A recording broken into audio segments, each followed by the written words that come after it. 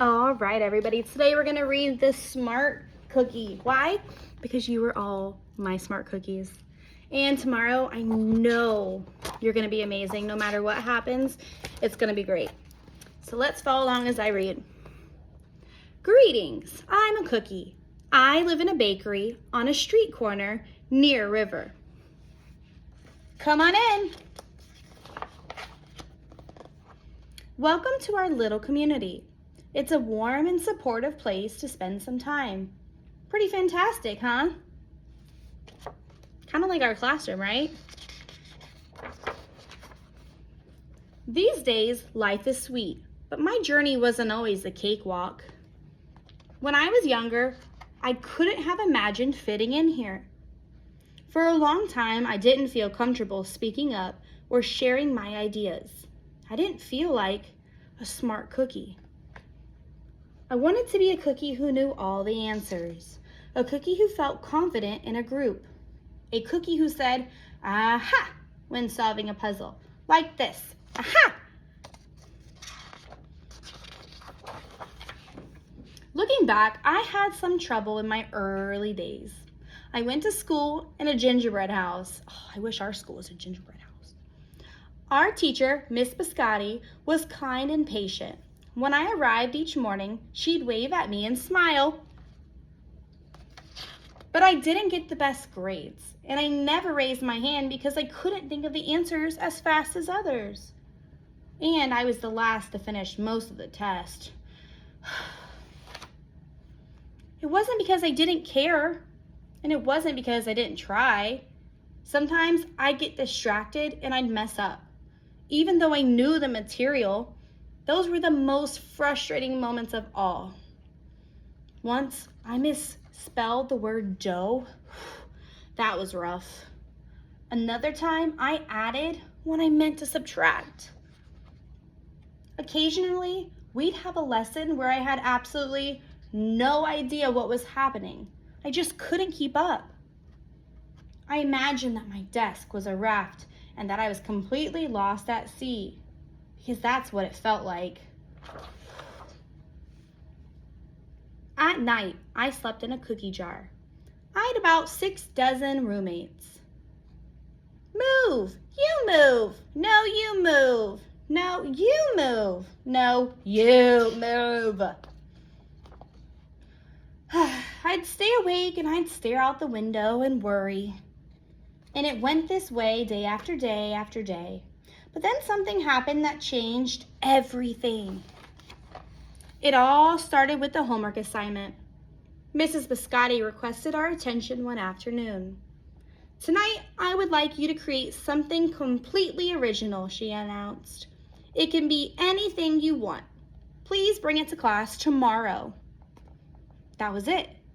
There were no further instructions. Miss Biscotti winked at me as I gathered my belongings. I felt like I had 1,000,000 butterflies in my stomach. Create anything? Something original? Due tomorrow? When I got home, I immediately went to work. At first, I tried a cooking project. The results were half-baked. Next, I tried to hammer and nail something. It splintered immediately. Then I tried making a sculpture. It was a complete bust. I wondered if I was about to fail yet another assignment. I was stuck. I stared out the window and watched the rain hit the river. There was something mesmerizing about the water, how it moved in such a chaotic way, swirling around and around, yet ultimately figuring out exactly where it needed to go. Aha! Suddenly, I had an idea. I decided to write something original, a poem.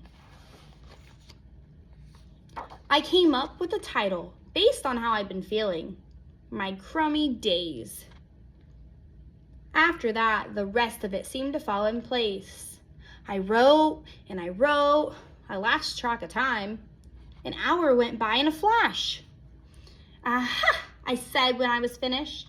I couldn't sleep that night, but it wasn't because I was worried. It was because I was excited. I felt like I had really accomplished something. I felt smart. The following day, Miss Biscotti asked for volunteers to share what we'd created. One kid showed off his original frosting art. Another kid revealed her sprinkle distribution machine. It was neat seeing how everyone was good at such different things. Finally, Miss Biscotti turned to me. "Would you like to share anything?" she asked. Gulp. I thought I'd probably crumble under the pressure, but I made my way to the front of the classroom. I noticed my hands were shaking. My mouth went dry.